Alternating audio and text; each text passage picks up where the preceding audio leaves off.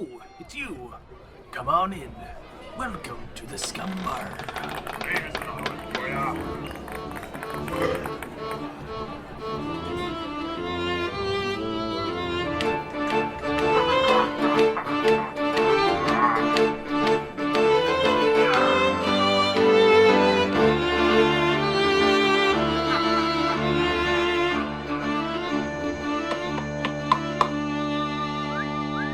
All right, I'm ready. Here we go. Do it.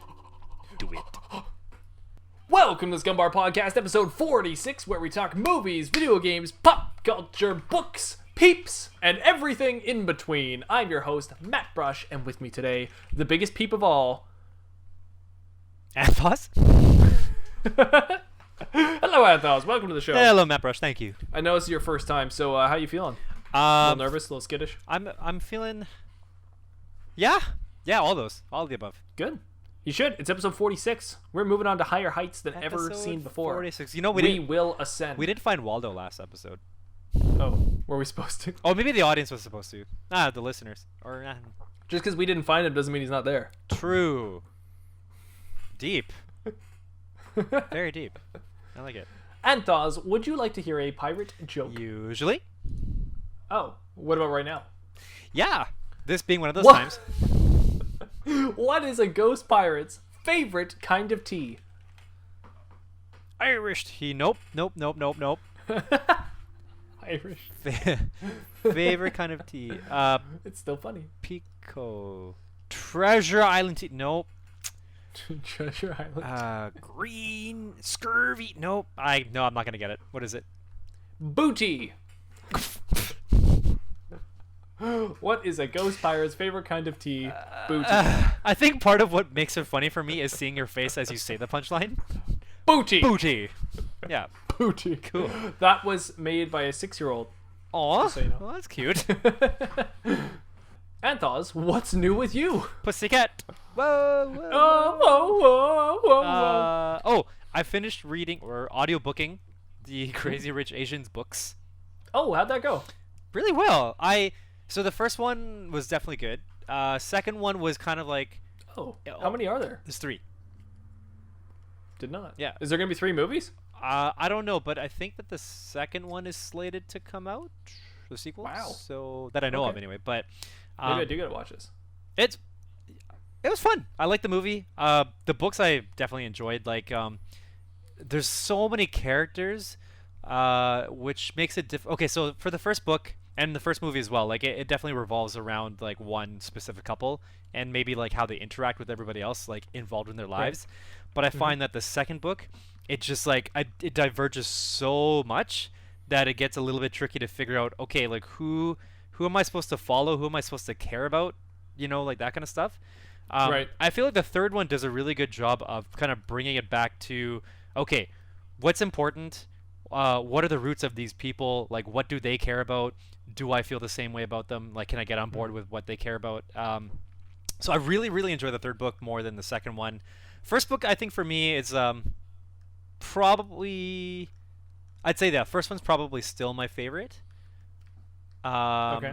I mean, I just, as far as most like book franchises go, or movie, book franchises, because like the Hunger Games, I like the first one the most. What else is there? Divergent, I feel like I like the first one the most too. I'm sure there's other ones as well, but anyway, yeah. So the books were good. The audiobooks were. It's interesting listening to audiobooks and hearing like a different voice. Because I was used to listening to Will Wheaton for like Armada, and then all these different voices for all these different voices for through Chronicles of Narnia, and Patrick Stewart for the last one. So it's. So you listen to Chronicles of Narnia audiobook? Yeah. How is that? I want to listen to that. It was. I didn't mind it. Like I think it's still the content of the book is just hard for me to really sink into, and that was the trouble I had when I first tried to read the books. But this was what, like 8 or 10 years ago, not knowing, like I knew that it was written for, I guess, kids or I thought maybe it was like youth or teen, but reading through it, it was a little bit too, I don't know, I don't want to say dumbed down. It was like very childish. I guess it was just very like straightforward. Like there weren't weren't a lot of like complexities to like the writing itself that I like to get out of when I'm reading novels. So yeah, so the audiobook was kind of still the same. It was hard for me to really like get invested, and it could be because of the language, the actual writing of it. I don't know. It's hard to say, Right. but I like C.S. Lewis, so I wanted to go through it. I've never gone through that series, so. we'll try it. I mean, like the stories themselves are kind of interesting, but at the same time, for me, they're a little bit on like the basic side. Like I like layers. Basic. I never thought I would hear you say the word like that. Basic. It's not really sure why, but anyway. Yeah, I mean, yeah, just give it a shot. Like, everybody likes different things, so try it and let me know. I'm gonna try it, and I'm gonna let you know. Cool, good, settled. I again got a massage just before this recording. Ooh, So I am all massaged out. nice. I'm feeling like I just got massaged, and I'm like floating. Like You don't look like to you're use another floating. Dragon Ball analogy. After Goku trains on gravity at 100 times Earth's gravity, Yep. and then he puts it back on 1, and then suddenly he's just like, "What?" Like he just feels so light. Yep. And he goes and he has a bath right away, and he's so happy. That's me right now after the massage. I'm like, "Ah!" That reminds me. There's this thing that I used to do all the time when I was a kid because I learned it from summer camp, and everybody learned it from watching everybody you. loves summer camp, so you take things home with you. Oh yeah. Um, Summer camp. So what you do is you stand in a doorway, and you You push really hard against the sides? but you push with like, so you have your hand, like the palms facing your body, so you use Yeah. the back of your hands pushing against the doorway, and you Yeah. push like really really hard for maybe, I don't know, like 5 seconds, and then you step forward and your arms will like float because your muscles Yeah. are still activated. It's so cool. Yeah. It is cool. So cool. Anyway, try that while you listen to us. What was? I'm trying to think. There was one more thing. I met a guy one time. He had one leg, and he's trying to explain phantom pain to me. Oh. And he had this mirror, and he was showing me. So he was he's like, swing your legs. So I was just sitting down and swinging my legs, and then he put this mirror up so that it looks like it's both your legs, but it's just one of your legs. Right. Yeah. And then he's like, okay, now swing your legs or whatever. And then I think he like grabbed my other leg. I think that's what he did. He like grabbed my other leg while I was swinging it. Yeah. And suddenly I was like, oh, weird. And like there was this weird feeling. I can't remember if that's what. I don't think that's exactly what it was, but it's something very similar to that. He did this mirror effect, so Yeah. it felt like I should have like been able to move that leg, but I couldn't. Right. And I was like, oh, it's so weird. So he was explaining phantom pain. So that's another weird one too. Yeah. That sounds familiar. I'm sure I've heard something similar to that, but yeah. Oh man, like that must suck to have to go through that. Phantom pain. I know that's the best Metal Gear Solid too. Was it called Phantom Just- Pain? Yeah. Oh, That's what it is about, metaphorically and physically. It was so cool.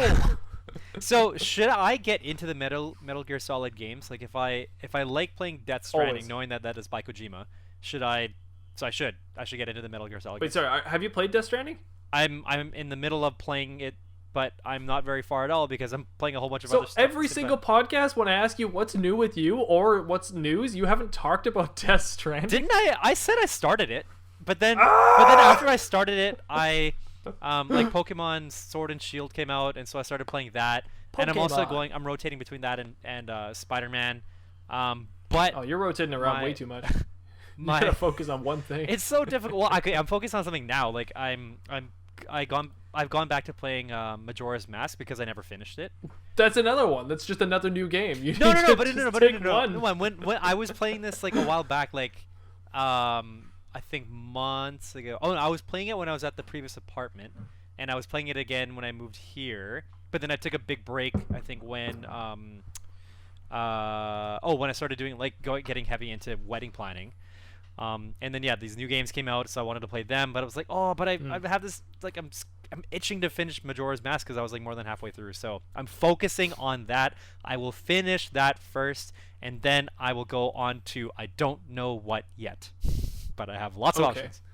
Well, I love the Metal Gear Solid franchise, and to me, Death Stranding looks so strange, and I can't put my That's finger on strange, it. And I don't know. I don't know about this one. I've liked what Kojima's done, but this one, I'm like, I can't blindly just assume it's good. It looks weird to me. Yeah. And if it's as weird as it looks while trying to play it, I probably won't like it. And I know that's like blasphemy because it's like I love Kojima's work, but This one just looks bad to me. Okay. Yeah. But maybe it's fine. But the thing is, I think Metal Gear Solid hit me on a level in so many other ways that maybe I thought was Kojima, but it's not. It's actually just what the themes of the game. It's kind of like the show. It's kind of like the show Dragon Ball Z. That's what my brain said it, but I didn't say it out loud. It is like the show. Kind of like the show Dragon Ball Z. Maybe if it was like, let's say a new artist suddenly comes in, I'd be like, oh, it's gonna suck now. But then maybe I'd watch it and be like, oh, it's just as good, and I realize it's the themes. It's not actually the art. Oh, okay. You know? So I think that's something like that is similar happening with Death Stranding, where I'm like, oh, maybe it wasn't actually Kojima as much, or maybe it wasn't so much him, and there was actually just a bit of the fact that Solid Snake is a cool action hero, and he shoots a lot of guns, and there's really good music. I don't know. I think that's what got me more. Okay. Well, if I were to get into them, would I have to play all of them, or can I just play like one? Okay. No, it's a common misconception you have to play them all. I think a lot of hardcore Metal Gear fans, I shouldn't even call them hardcore, a lot of Metal Gear Solid fans will say you should start with the first one. Fans? Yeah, yes. God, I gotta watch everything I'm saying here because everything's wrong.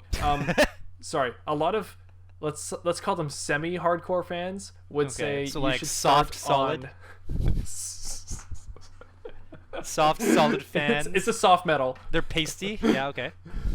They would say you should start on PlayStation 1 with Metal Gear Solid. Okay. Hardcore fans will say you should play Metal Gear and start there.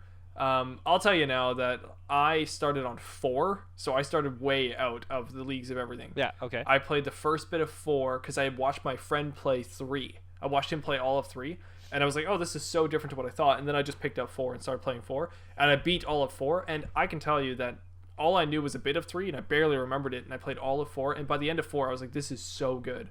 So I loved 4 and went back and then played the one on PlayStation 1, and then 2 on PlayStation 2, and then 3 on PlayStation 2, and then back to 4 again and rebeat 4, because I loved it so much. And to this day, I've still only played the Metal Gear one on NES, like, once, and I didn't even beat it. I got maybe halfway through.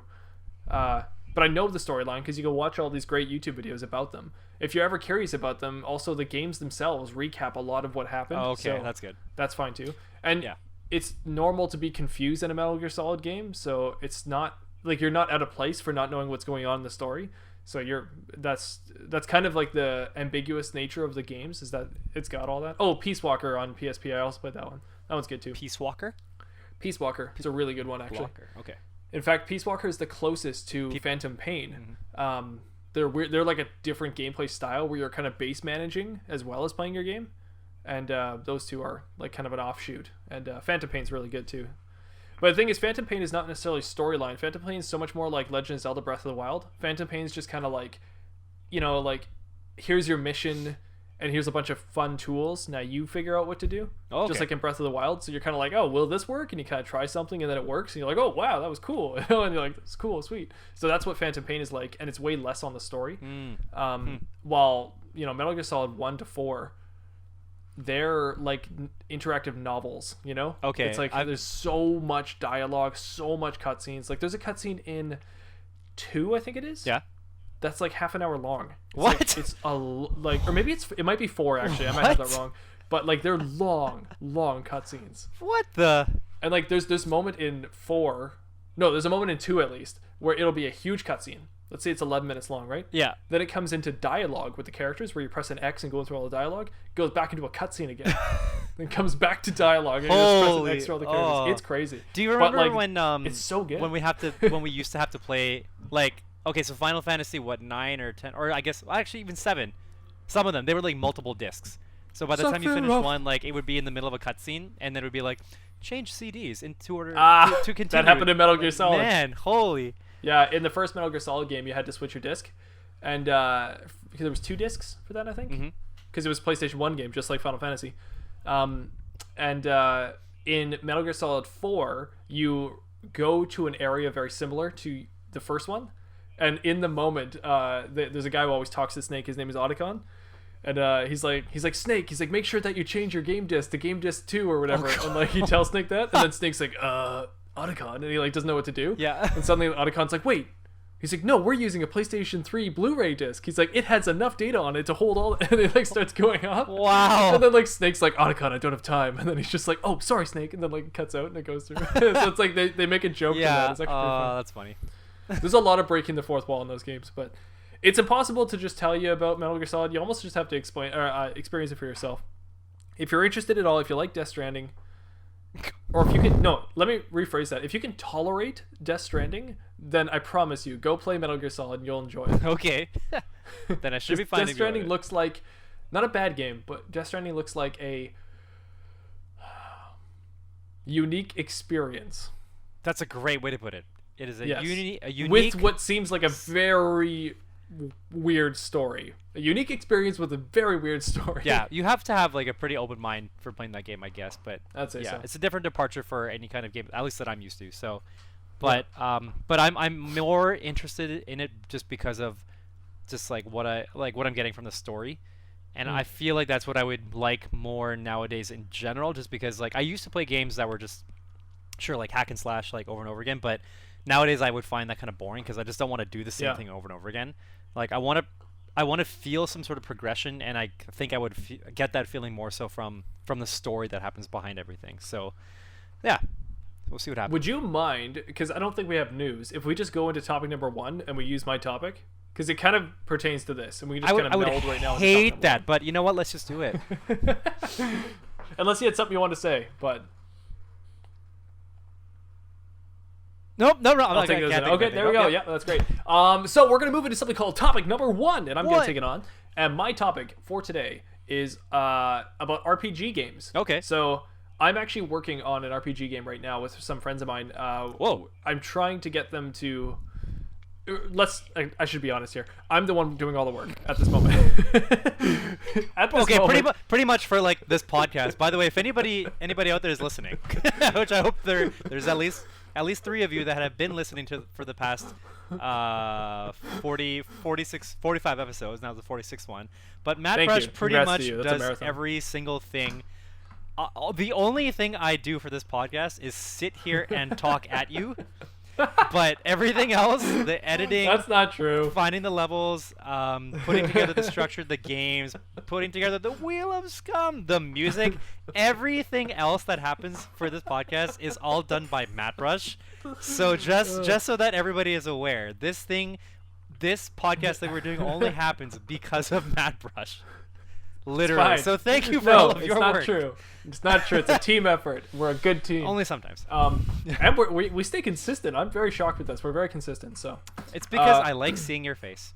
Aww. And I like seeing the development. That's all she wrote. We're done the episode. That's great. I also like seeing the development, like the progression of hairs either on your face or on your head, because every week it's slightly different. Right. So I am clean shaven now because we're out of November. Yeah.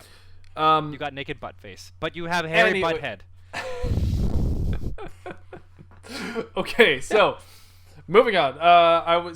I'm working on a game, and I wanted to get some friends in it because I got a lot of friends that are into fantasy writing or just writing in general. And so what I was thinking, I was like, oh, what if I made a game and I started working on the core aspects of this game, but it was focused really heavily on storyline, much like we were just talking about with Metal Gear Solid, and what you were just talking about, how you want to play games now that have an interesting story. Yeah. So I was like, what if I made like a classic RPG? Like, what about something like, like one of my favorite RPGs is Suikoden 2 on PlayStation 1. Okay. It's really good. In fact, Suikoden 1 and 2, they're both very good. And so it's just an old school RPG, very similar to like the older Final Fantasy games and such. It's just done very well though because the story captures you and it gives you all these gameplay options with a lot of different characters you can talk to. So there's a lot of story out there if you choose to see that story. So it kind of inspired me, and I was like, okay, what if I got some friends that just wanted to write cool fantasy stories, and then I could throw those in as campaigns and like the padding to my story that I'm writing for my game. So now this game is just filled with like constant story that's going on that the player can go out and search and explore and find and enjoy. Much like most games, Skyrim's got the same thing. All these games have this. It's just, I don't think I've ever had the capacity to come up with all this story before. Mm-hmm. But I was like, if I get a bunch of people involved, I'm sure I could get this. So I've got a few people ready. I just need to actually go and see them and then, write. Cool. So wow. that portion hasn't happened, but the coding has already started. So I've been coding this game for a little while now, for probably 2 weeks now, and getting some of the basics of RPG tactics down. Yeah. But in doing so, I've come up with a few different battle styles and such for RPGs, and I'm having fun just kind of like experimenting with stuff. So I wanted to get your take on some classic RPG games. So I just threw out Suikoden 2. That was the first one. Did you just search it up? Is that what you're doing? Yeah, I was just looking up for gameplay because I never played it. Oh, okay. Did you see any kind of video on the battle gameplay there at all? Yeah. So I don't know which PSX long play Suikoden. So, PlayStation 1, yeah. PSX means PS1. Mm-hmm. Oh, Yeah. all right. Even though X means I actually 10, don't but... know why the X, to be honest. I can't remember why that is. Somebody told me at one point, and I was like, oh. All right. But, Well, anyway, so what I'm seeing is in the actual fight, it's on a diagonal plane. Yeah. So the main characters that you're playing on the bottom right, and then you're attacking the enemies on the top left.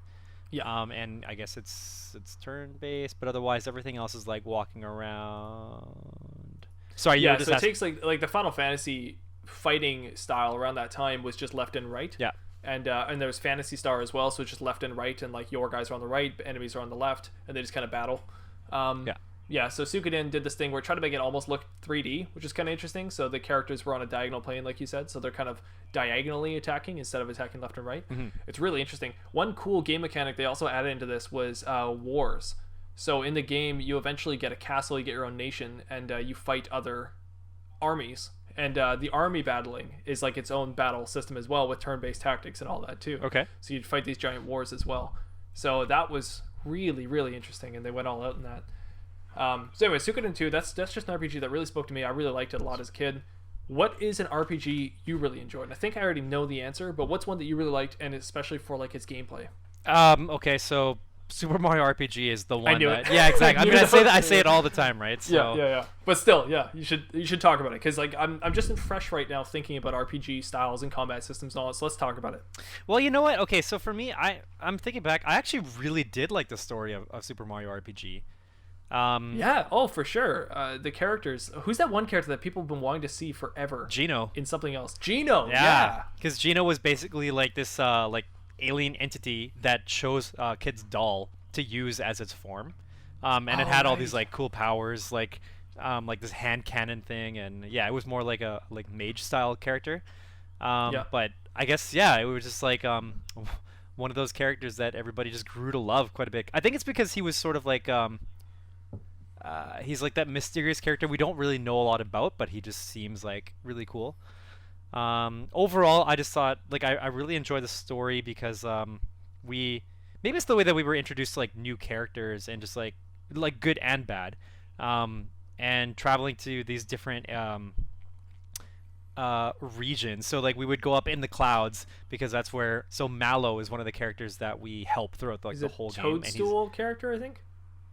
No, Mallow is literally like a cloud with pants. Oh, is he? Oh, yeah. Like, sorry, I forgot about him. Right, of course. Yeah. Yeah. I'm thinking about the and Toadstool he's basically guy with like the punches. a coward crybaby thing. I guess he kind of looks like a Toadstool because he's like shorter, right? Yeah. Right. But yeah, so there's a portion where we go back to like the Cloud Kingdom, which has been overrun by these bad guys, and so we have to like help him get his kingdom back.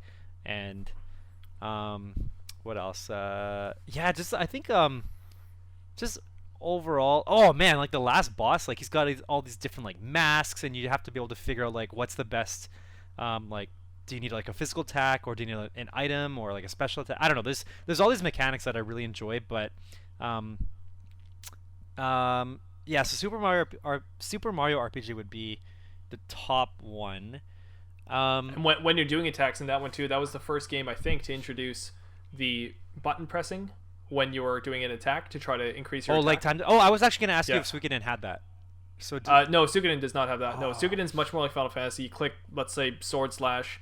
Your character's gonna do sword slash. Oh, I see. You know, he's gonna go up, do the slash, and then come back. You watch the animation. Okay. But Mario RPG added interactive animations, I guess, for one of the first times ever in an RPG. I really like that. It was so. I think a lot of people do. Man, it was so satisfying. Anytime you could make. So they called it timed attacks.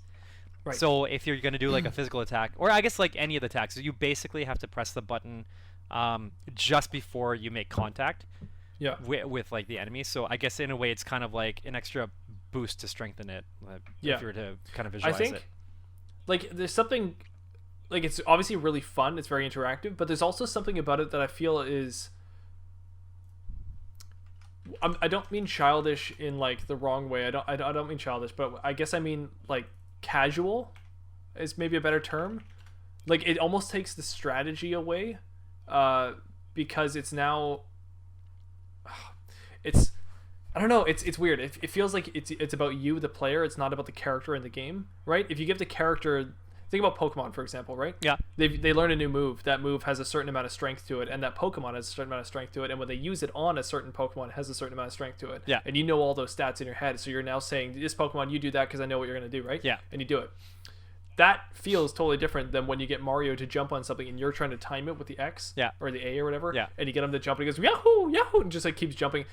It almost just feels like that's about your skill. And if you missed, you're like, darn it, I missed. I missed. Not Mario, but I missed, right? Yeah.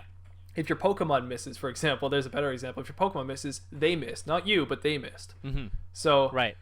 It's a totally different feeling. And I feel like because of that, if I was like in my RPG I'm trying to create right now, I feel like I wouldn't add the interactive things only because that's my take on it. Right? Yeah. I feel like you wouldn't feel as immersed in the story with those characters because you're almost the hidden character of the game. Yeah. Well, okay, so I guess in the way that I would compare those two, like during an actual battle. So with Pokemon, there's a lot more, I guess, random chance because of like the missed factor, and then or critical hit.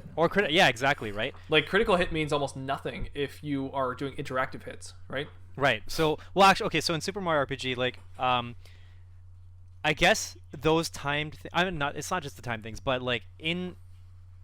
I guess it would still be similar to Pokemon, but when you are fighting, when you are fighting, Ash and his friends. There's Aish and his friends Misty and Break in Pokemon. So yeah, like when you're fighting, like you'll learn what is more effective and what is more effective, what is less effective, what is not effective at all by actually using it, right? Like you don't necessarily have. I don't think there's anybody that goes around telling you, like in Pokemon, like, oh, this is super effective against this, like water beats fire, grass beats stone, right? Pick it up. But in this one, you have to learn by doing.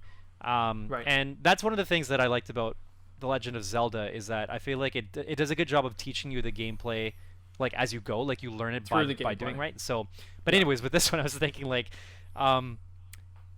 you might encounter this like a new monster and you wouldn't know until you timed your jump and you made it happen like 10 times, and in the end you did 0 damage because you didn't know that it doesn't take any physical damage.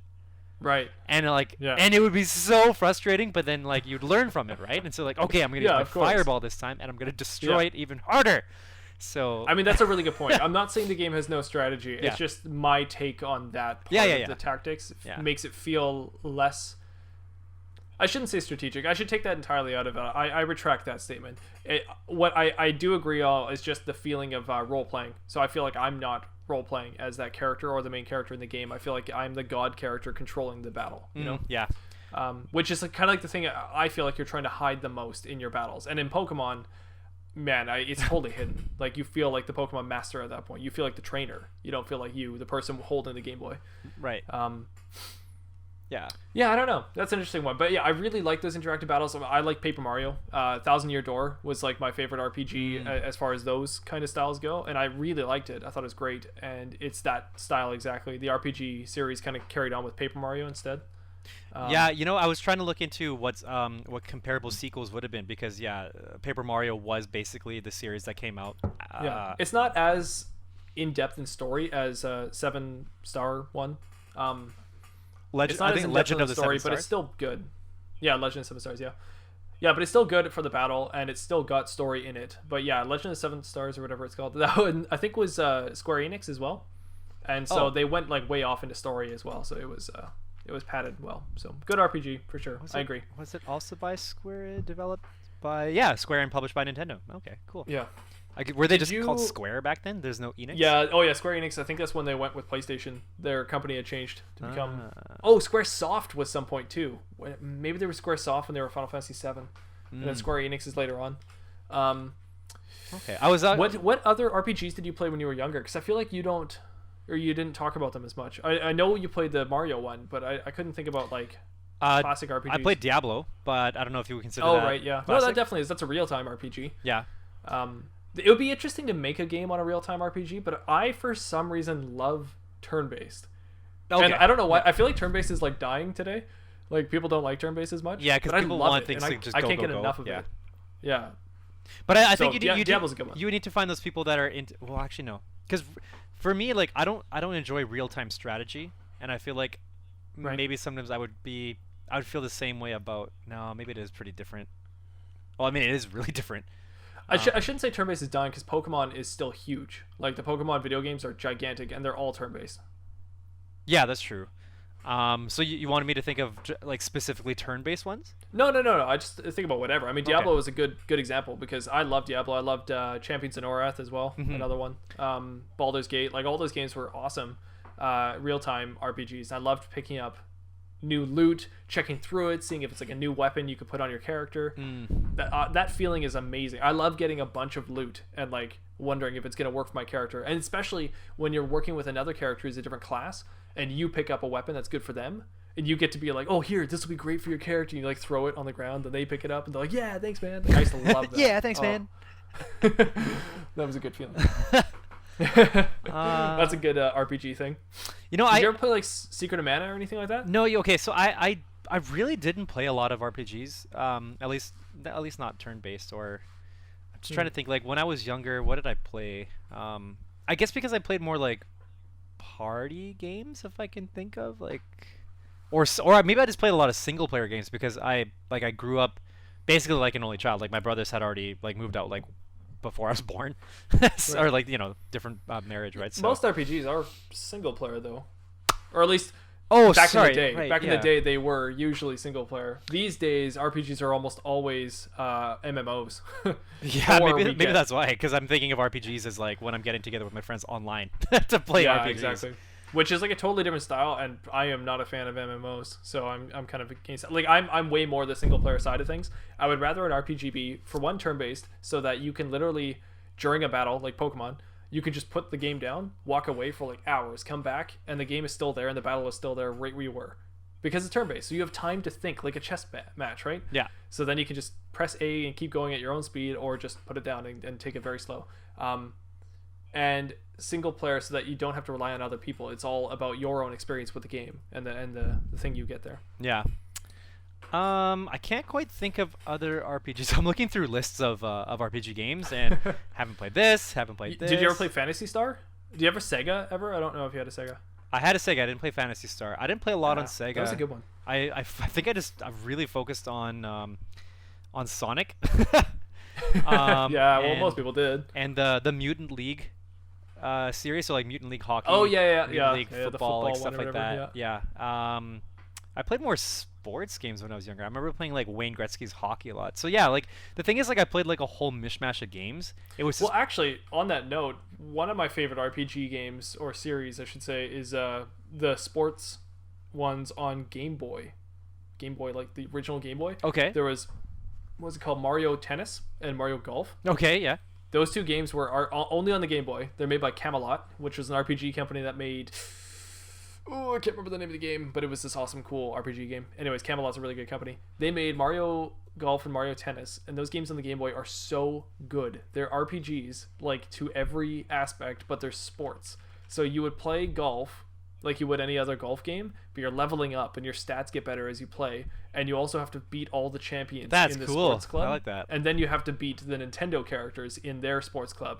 But they treat it all like a classic RPG. It's so good. Cool. Then they made Mario Power Tennis and Mario Golf again on Game Boy Advance, and they're good remakes. They're made by Camelot again. They're really, really good. Wow.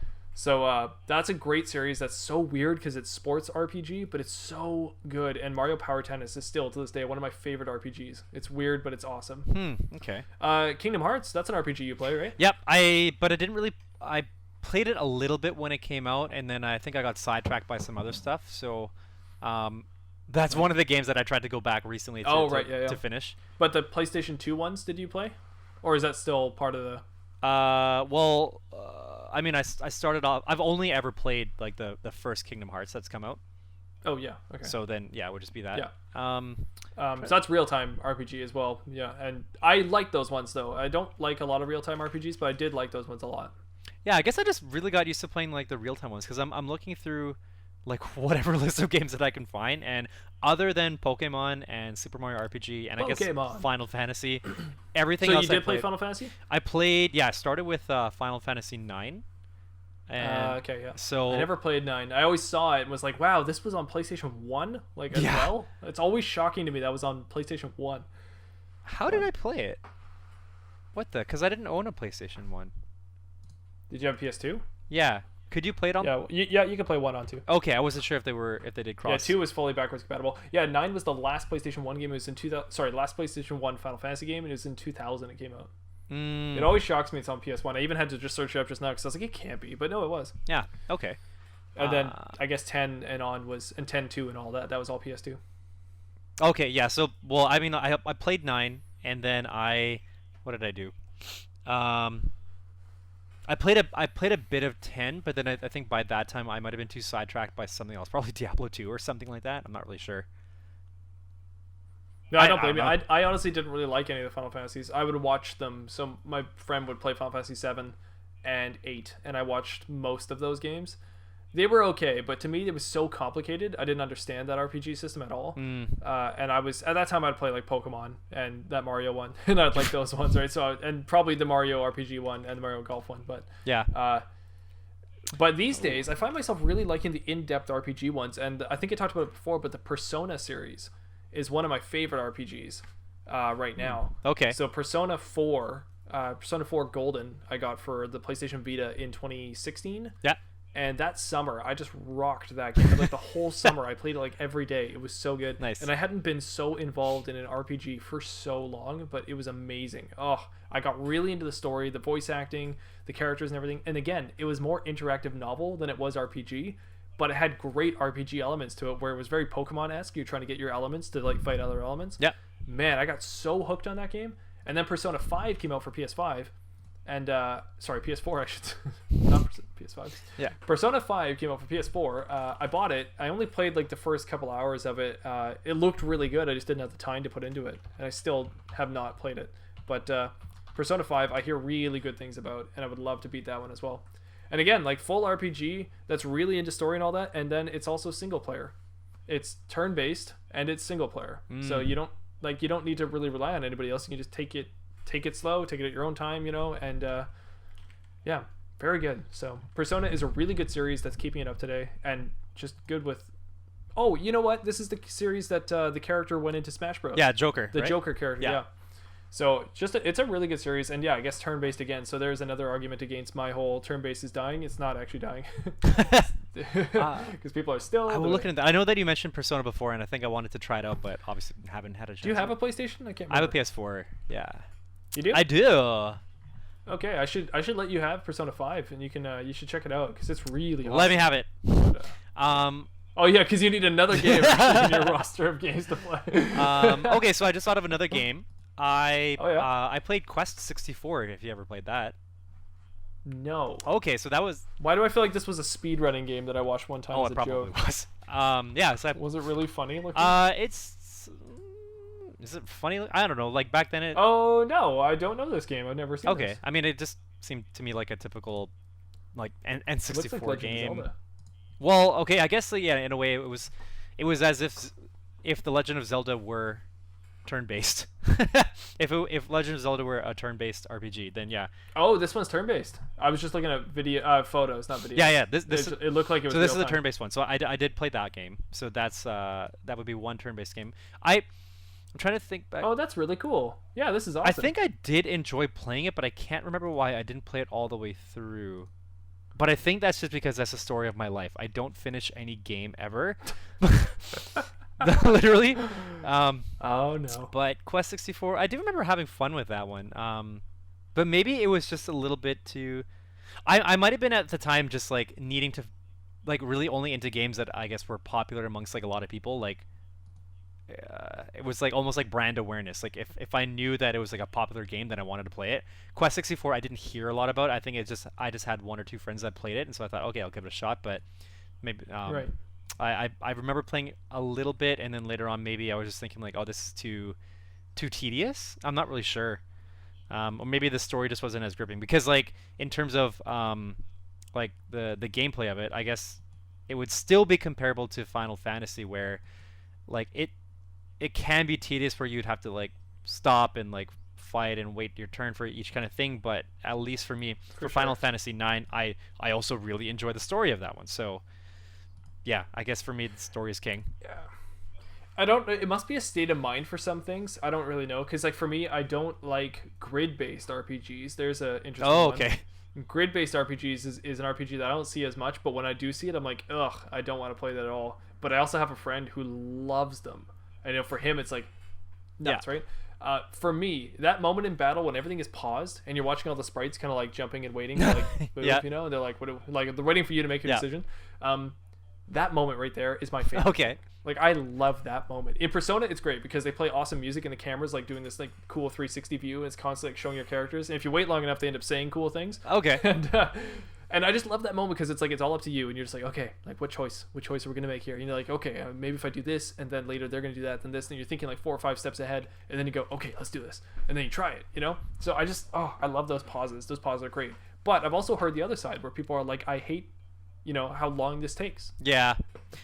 Like they're playing Pokemon or something, right? And they're like, I just hate how long this battle is, you know. And I'm like, I guess, but maybe it's because of Pokemon that I love that moment, waiting, you know. What are we gonna do next? Yeah, you know, it's interesting that I don't know where I stand, but I do know that with Pokemon, I got used to having the animations on, and then I played like that for years and years and years, and then somebody in high school was like, oh, you know, you can turn those off, right? I'm like, what? So I had no idea that you could turn off the animation so that you could just like literally you press the. That would be awful. I love. Well, the exactly. I mean, that's what makes it part of it, right? But like. Hydro pump and the water's like. But some things just took forever. Oh, what moves took forever? Like rap or some. I don't know. There's something. Oh, like rap! Yeah. There's some moves that just like took such a long time, and like Leech Life. Yeah. I think that's one that took a long time. Oh, I love Leech Life. Oh, that was such a good move. Absorb, especially on water Pokemon. Oh. You know what's so reminiscent of the old games is that da-dun, da-dun, oh da-dun, yeah. da-dun, da-dun. And it, like, you're just like, oh man, you're playing for so long on low health, yeah. like. Yeah. Oh yeah. You know, fun fact about speedrunners of Pokemon, the original Pokemon series, they found out that they can play the game faster if they turned off that noise. Or actually, no, hold on. Well, I would think so, yeah, because it kind of it's distracting. No, what it is they play the game without trying to get to low health. I think they try to kill their character instead of get to low health. Because if you get to low health, that noise plays, and because of that noise playing, no, scratch that. Sorry, hold on, I got it. I remember what it is now. They purposely try to get to low health and stay on low health during their speed run, because on low health, when that noise plays, for some reason, something about the code and that noise playing, it speeds up the dialogue to run really fast, I believe. What? So so it just goes like like it just happens to go a little bit faster on the dialogue, but because it's going faster, they can skip through these scenes a lot faster while they're doing their play. So it ends up shaving off like minutes to their whole run, and that's how they can get the new world record. Wow. So if you try to stay on low health for as much as you can in the game, you're gonna get a better time in the end. What the? So yeah, that was just a weird thing. I was watching some guy talk about it. I can't remember. Oh, I wish I remembered his YouTube channel right now. But there's a great guy talking about this stuff on YouTube. Apollo Legend. That's his name. Apollo Legend talks about these things. And I just learned that the other day, and I thought that was awesome. Wow, that's so interesting. Imagine like discovering Well, that, yeah, where you're just like, wait a minute, like why is this going a little bit faster than normal? Yeah, you know? like well, when people do speedruns, like how would they have Well, I think figured actually these things out? the guy who discovered it, I think he was in the middle of a speed run and then he lost at one moment and he got low health and he's like, oh great, this sucks, like I'm never gonna win now, and just kept playing. And as he kept playing is when he noticed that the text was going faster, and he's like, that's weird. So he booted up the game again and decided to play it again, but try to have low health at the beginning and then go through like that. And that's when he was like, oh my god, and then like realized we found a new strat.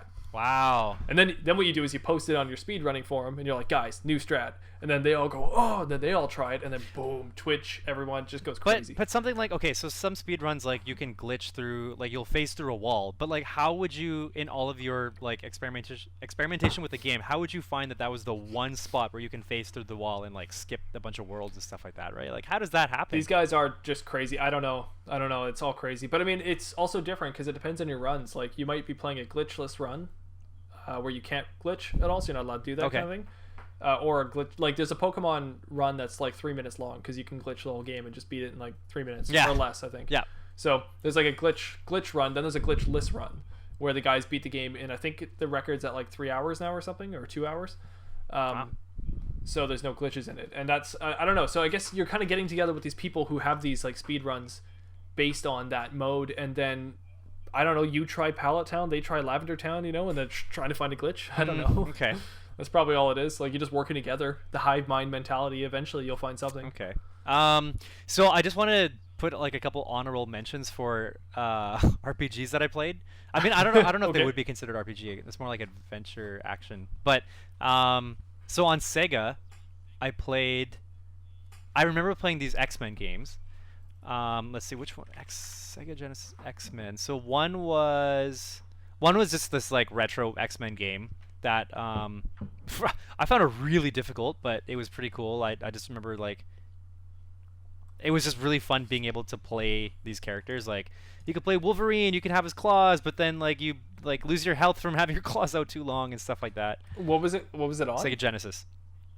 Genesis. So anyways, I liked playing that one, but then what was it? X-Men 2 Clone Wars. I loved playing that game, except I always played with cheats on.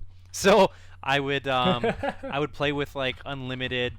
Is this the one? Yeah. I would play with like unlimited, not mana, but I guess health or unlimited like totally power ability. Yeah. And so like you could be either like Beast or you could be Wolverine. I think you could be Cyclops or something. But anyway, so This is totally like Ninja Gaiden style. Yeah, exactly.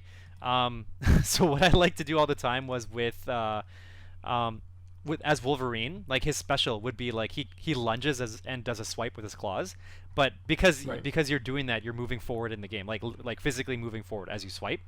So I would be holding forward and continually pressing that swipe button, like the special button, and I just run through the whole game just doing that, and I would love it. It was just so fun. So anyway, I just really liked playing that. Honorable mention. Oh, that's cool. Nice. X-Men 2 Clone Wars. Yeah, that was a fun game. I think in that game they introduced like the Brood was in it. I feel like the Clone Wars, and like Phalanx and stuff like that. It was just really cool. Ooh, Spider-Man. Sorry, I'm just No, it's no problem. I believe I can't believe it, but I've taken off way more time than I thought I did for my topic. I must have been rambling for most of that. Whatever.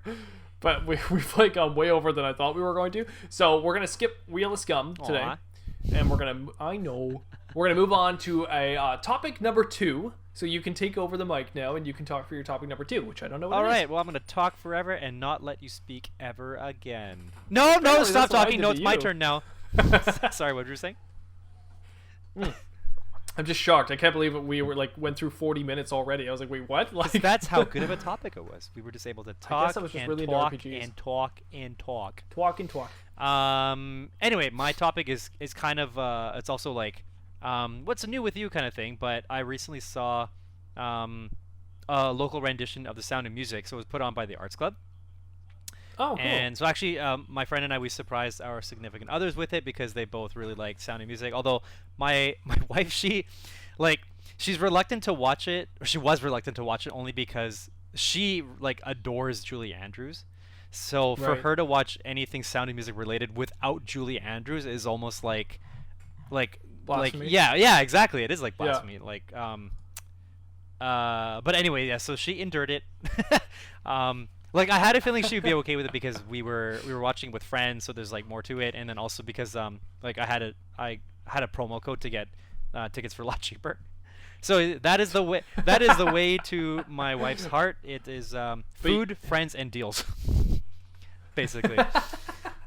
Yeah. Nice. Okay. So anyways, so I thought they did a really good job. Like we've seen a bunch of local put on shows before. What are some? Like I saw The Altar Boys, which I originally saw on like an off-Broadway show in New York. So watching it here locally was like, okay, like it's good. Like for me, it's kind of like, well, this is like Vancouver caliber. I don't know if it's fair to say, but I guess like Vancouver caliber compared to New York caliber. Like New York people like in the scene, like on Broadway, like in musicals, like even their off Broadway caliber is probably still better than some Vancouver caliber, I guess, if it's fair to say. But so we watched Altar Boys. What have we seen? We've seen some other stuff, but prior to watching The Sound of Music, we watched Mary Poppins, and also like another Julie Andrews character, so it was a little bit difficult for her to watch. But The only two I know. what kind of stuck out to me more so were the kids that were a part of it. So in Mary Poppins, there's two kids, and for the musical, like this local show, there were also kids. So I'm just wondering like how much time was taken out of like their evening times to be for like the rehearsing, the practicing, like training, and then also like the performances, because like they go on for months at a time. Right. And then they're young. I wonder I guess like the parents must be the ones that like collect their income from the shows or something. But anyway, Well, I did live theater when I was younger. Oh. And I got paid for it. So from when I was 10 to 14, I was in theater productions in Qualicum Beach. Oh, okay. And I did Bar to Broadway. And we got paid for that, and the money went to me. It was checks made out to me. My parents put it into my bank account, but Okay, I see. So Yeah. that was paid to me. Oh, and I almost did a play in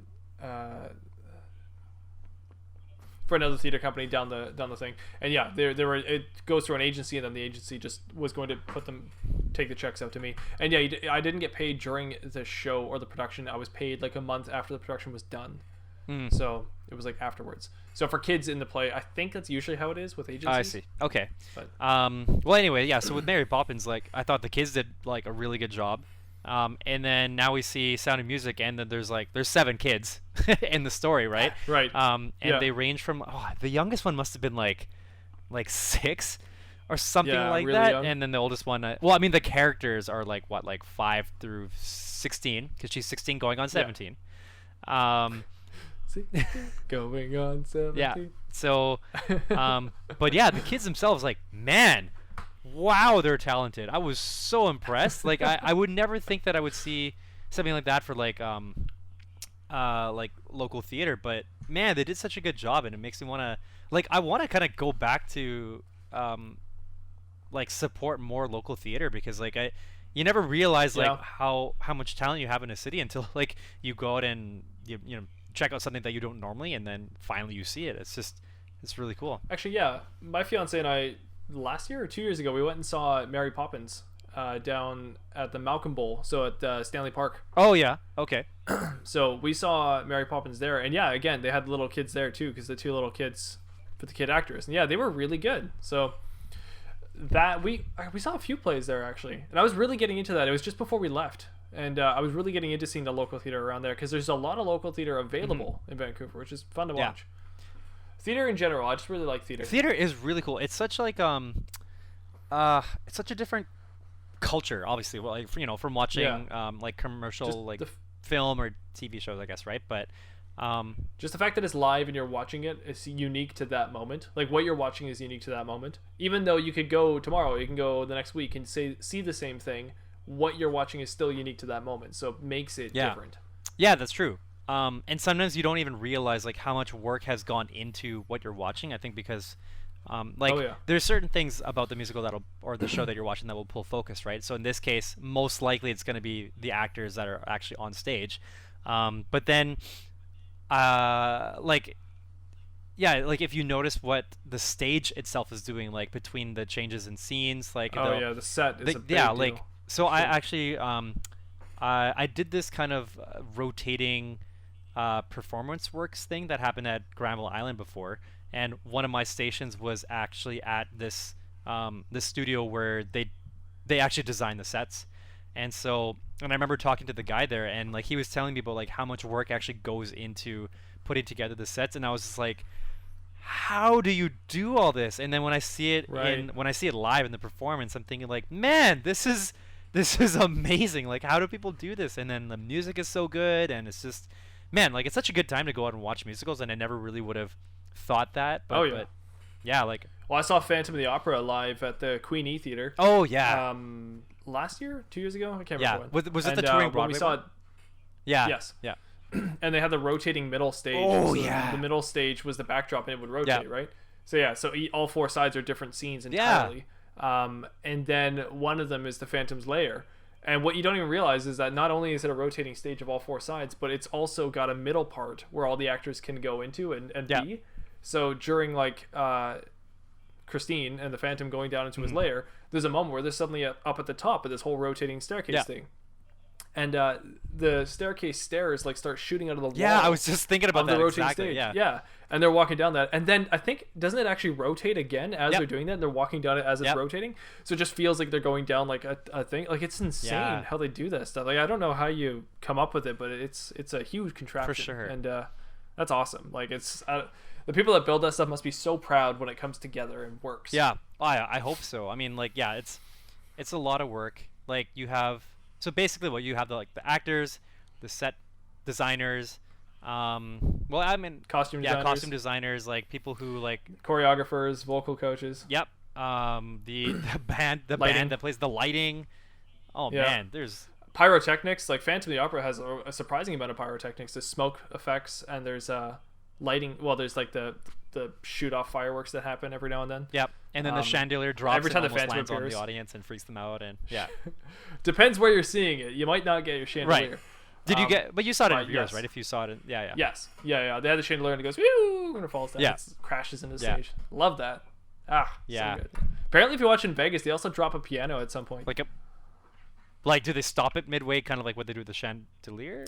I don't know how it works. I just know that there's a part of the audience, I believe, that is sectioned off, so you can't be in that part. And while you're watching it, the piano goes and like falls down into the section. Whoa. Yeah. At least that's what I've heard. I've never seen it. I've always wanted to go to Vegas to see it though, because I heard they do that. It's raining pianos. Oh. And the first time I saw Phantom at the Queenie, there was the guy who played the Phantom. He would be around in the theater, like peeking out from moments. Like there's a moment where he was up with like lighting guys, like peeking out, looking over the audience and watching the play. So as you're watching the fake play in the play, you could watch him watching the fake play. You know? So it's really cool. So it had this full 4D experience, where you're in the theater. It was very cool. If I were to go to Vegas, I would look for Chandler's dad's all-male burlesque show, Viva Las Vegas. Viva Las Vegas. Viva. That is Las correct. Vegas. Unfortunately, that is correct. Anyways, yeah. So that's Viva Las Vegas.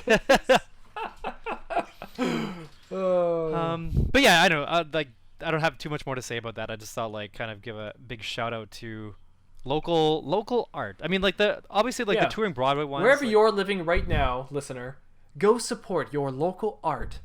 Yeah, you know what? Oh, I read something. Actually, I'm not big into paintings, so just go support live theater. and orchestras. Orchestras deserve it too. They're cool. I also feel like maybe just as we get older, we definitely our mental palate changes. Before, I definitely never used to like wine, and then eventually I started to like wine because I got older. Well, I've always liked theater, but my parents did instill that into me. So I've always wanted to go see plays, and I think I've seen a play every year of my life, except for like 1 and 2. But I think I've always seen plays, and I also was in theater. So for me, it just makes me really like theater a lot. But I can see what you mean. Like as you get older, you start to appreciate those things more. Yeah. Definitely. For me, it's like a nostalgic effect now, though. Like when I go see an orchestra, it reminds me of when I would go see the orchestra when I was younger.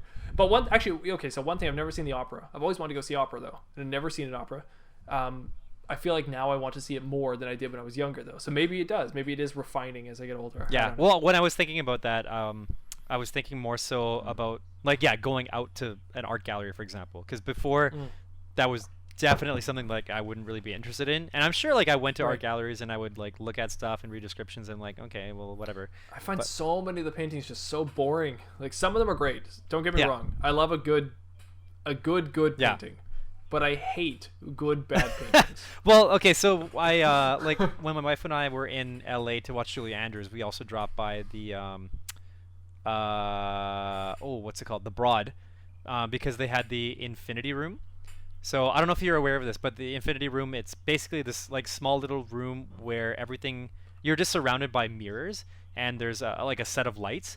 So they close the door behind you as you go in, and you only have a meter's worth of space to stand on, like a meter by 2 feet, or no, maybe 4 feet or something. So you have a very small amount of space. basically all you see around you is just like a whole bunch of lights. I think it's meant to put you in this sort of like euphoric headspace, or I don't know. Just look it up. Just look at Infinity Room in LA. But Okay. anyway, so we walked through the rest of the art gallery, and yeah, like there's a bunch of different artists with different takes on or different approaches to art and stuff like that. And yeah, like I found that I was intrigued by so much more than I normally am. Like reading through descriptions, or not even reading through descriptions, but just kind of trying to understand like, well, what's going on in this painting? What is it trying to say, or what do I get out of this? Like for some reason nowadays, I'm just more inclined to, yeah, just being interested in what the art is trying to portray or invoke in me. And whereas like that was never a thing when I was younger. So for me, art is like wine. That's the consensus. I guess I've been the same way, but not. But maybe for different reasons. I'm more into history now than I used to when I was a kid. Ooh. I've always liked history a little bit, but now when I let's say see a painting, and then someone tells me the artist, my brain will almost always go to, oh, what year was that?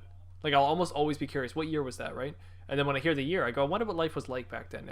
My brain instantly wants to think about that, right? So I already like am trying to go to the historical side of things and get into it.